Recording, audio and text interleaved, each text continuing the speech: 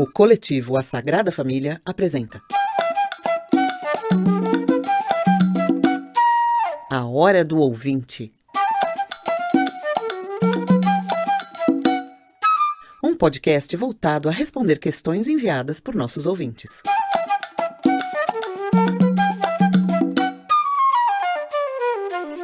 Com os professores Cristiano José e Felipe Victor Lima.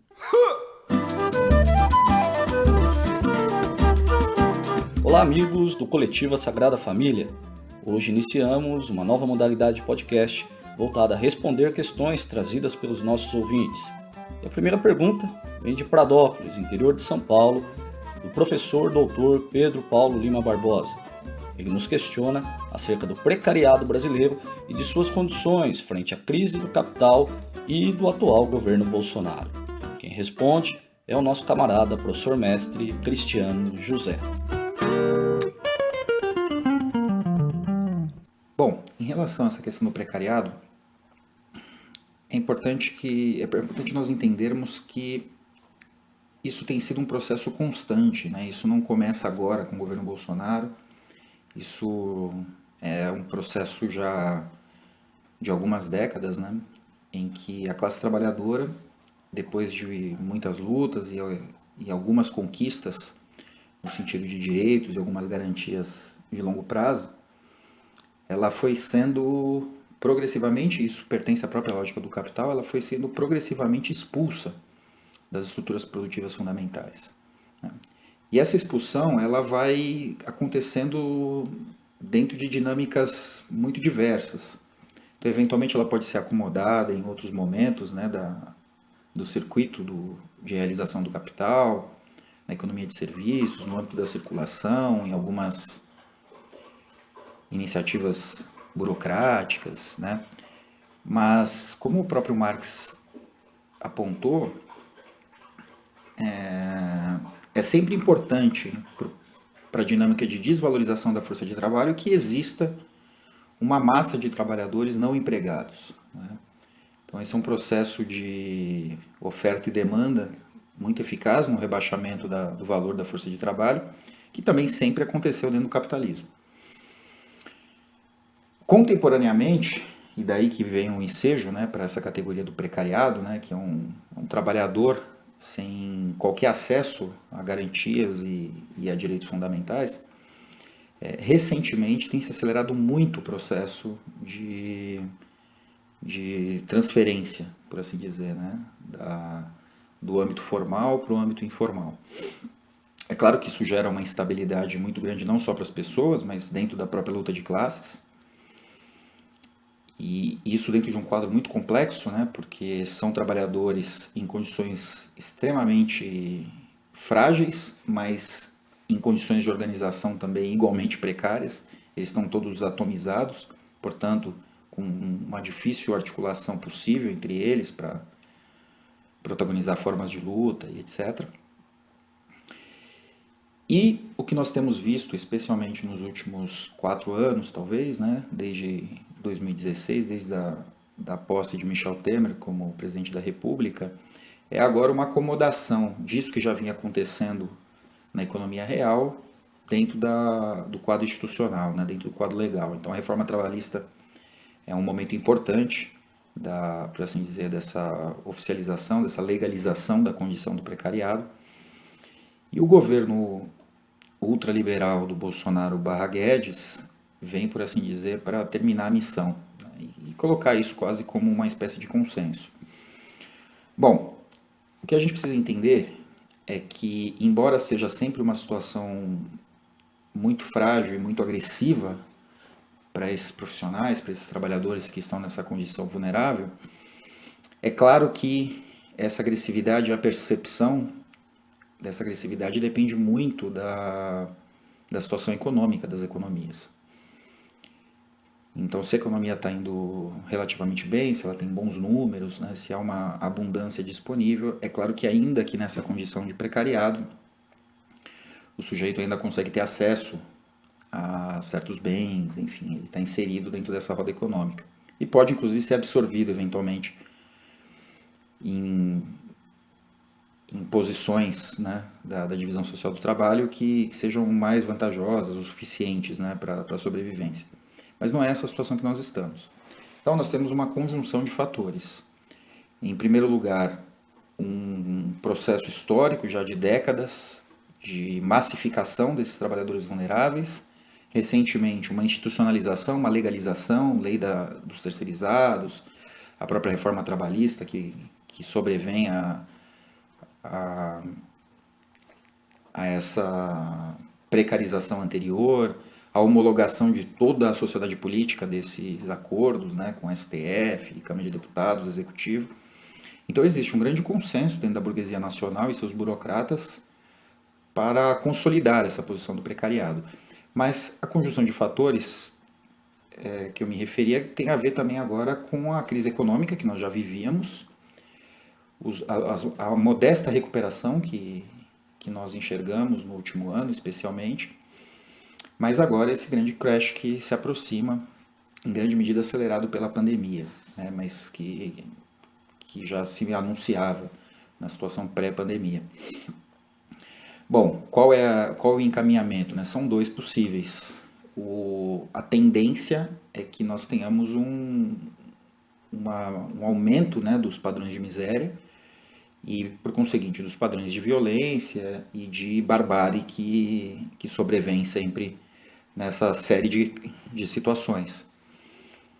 Então, o desespero numa população desarticulada, vulnerável e desorganizada politicamente, quase que tendencialmente nos leva para uma situação de caos e de criação de novos problemas a partir disso.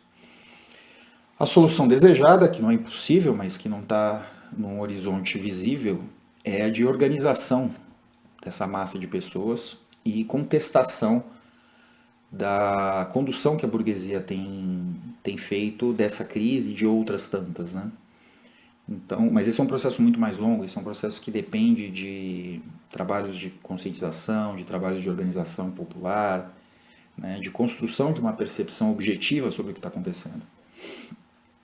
E nesse sentido nós estamos muito atrás, né? Nós estamos numa condição quase que de ausência de diálogo, né, na sociedade civil a respeito desse diagnóstico, né? Por que estamos entrando nessa situação? Por que a classe trabalhadora em massa encontra-se nessa condição? Mas eu entendo que é a aposta mais positiva que nós poderíamos ter e que, ainda que tardiamente, que devamos fazer, não é? O desafio que se coloca, então, é o de pensar formas de organização, formas de mobilização popular que consiga emparedar a burguesia e o grande capital diante desse cobertor curto, né? A classe trabalhadora tem que exigir o acesso a esses bens, que são abundantes, diga-se de passagem. Nós não estamos tratando de um contexto de escassez, né?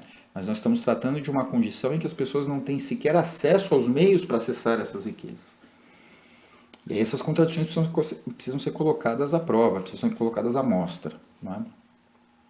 Mas tendencialmente não é para esse lugar que nós estamos indo. Nós estamos indo para um lugar de barbárie, para um lugar de caos, mas fazendo a devida ressalva que é possível construir uma resistência e lutar contra esse estado de coisas, né? Obrigado, Cristiano, por essa resposta. E temos mais uma pergunta aqui, ela vem de São Paulo, capital, do jovem Ramon Novaes. Ele nos questiona a respeito dos posicionamentos do empresariado brasileiro, de parte dele, acerca do isolamento social, bem como da ação de alguns desses empresários demitindo funcionários em pleno período de pandemia e de fragilidade da classe trabalhadora brasileira.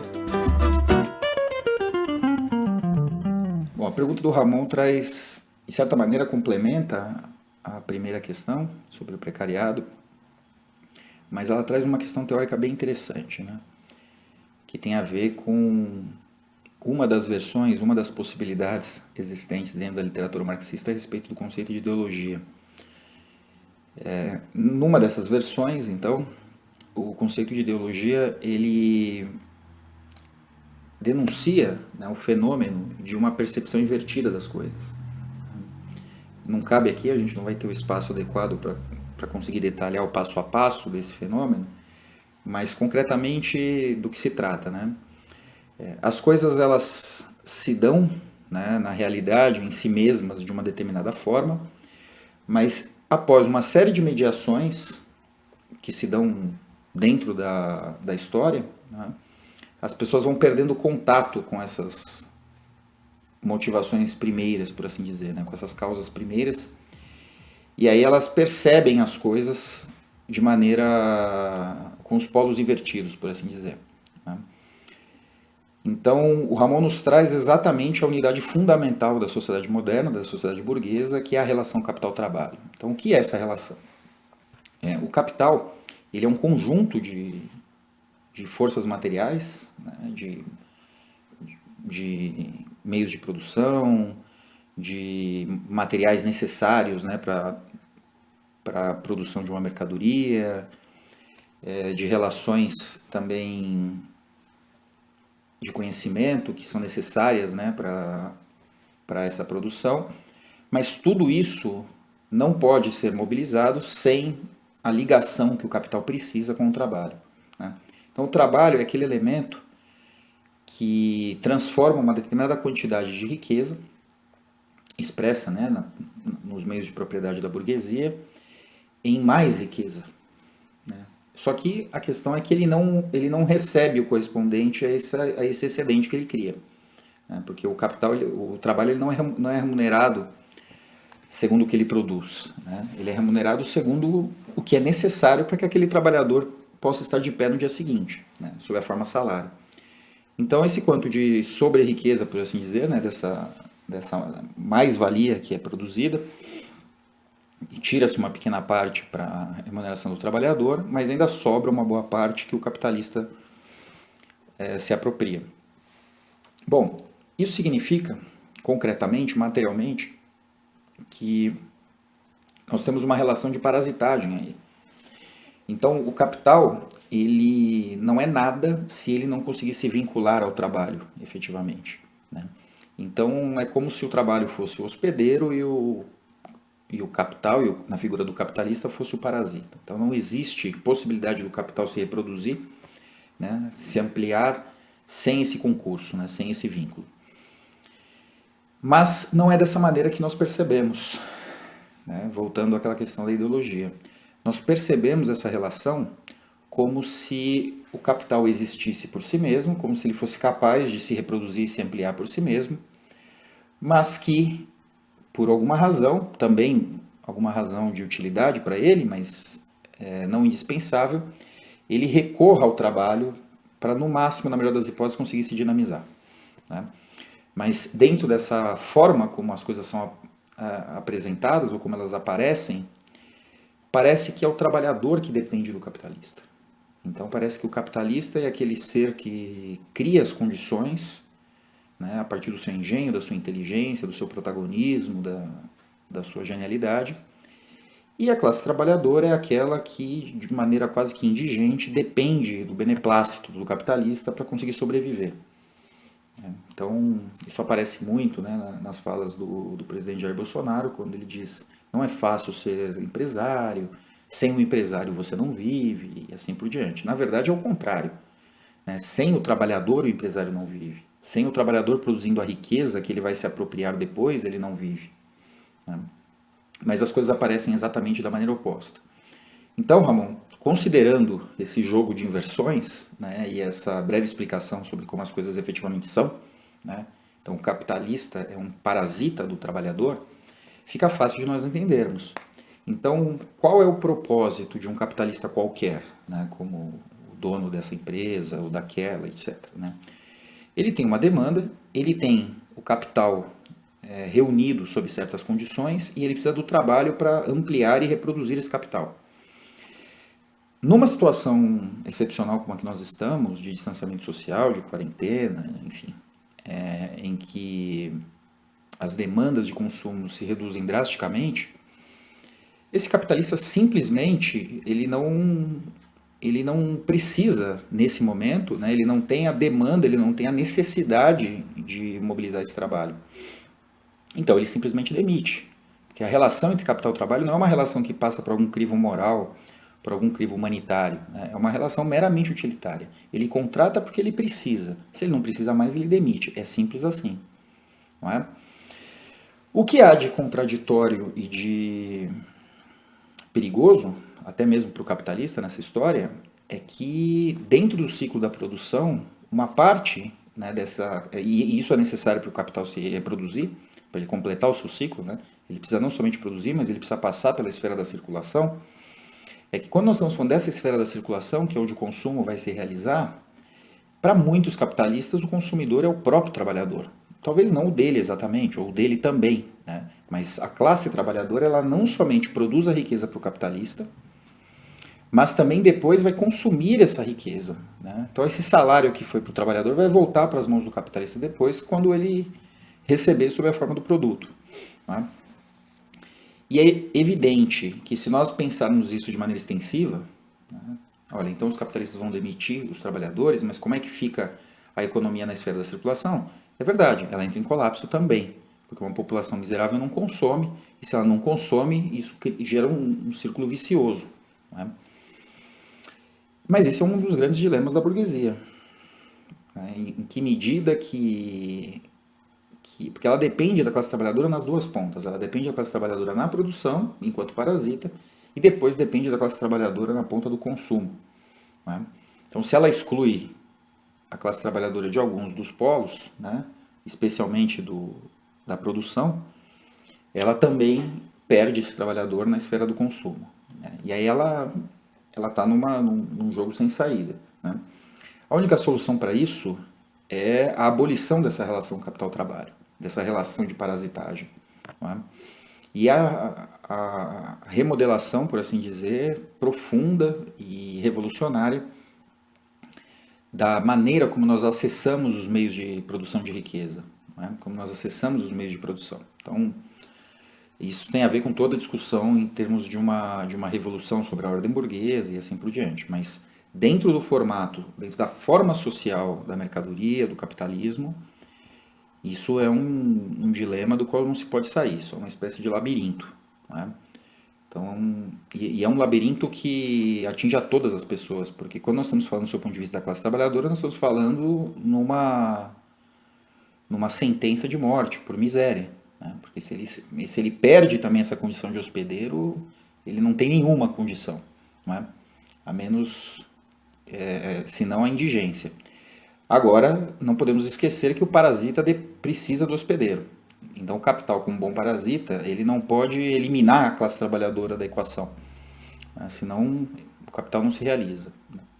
Daí que a forma social mercantil capitalista ela é autocontraditória em si mesmo e ela é impossível de se sustentar no longo prazo, né?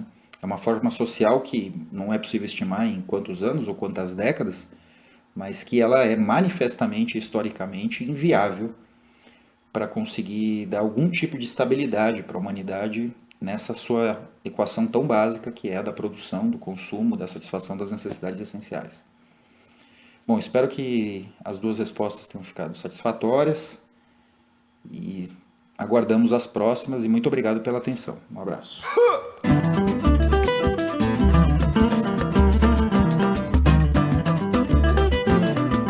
Obrigado, Cristiano, pelos esclarecimentos. Agradeço também ao Pedro Paulo e ao Ramon pelas perguntas e convido aos demais ouvintes, seguidores, camaradas que façam suas sugestões e questionamentos ao Coletivo Sagrada Família. Um grande abraço, até a próxima.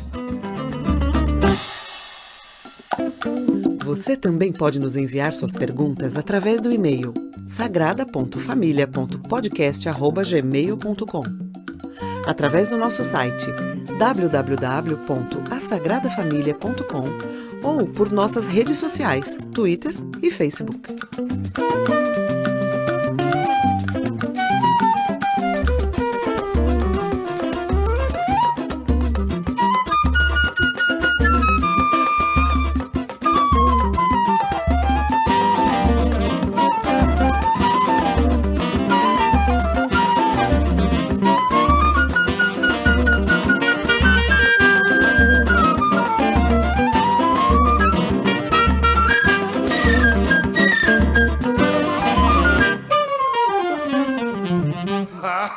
Sagrada Família, podcast.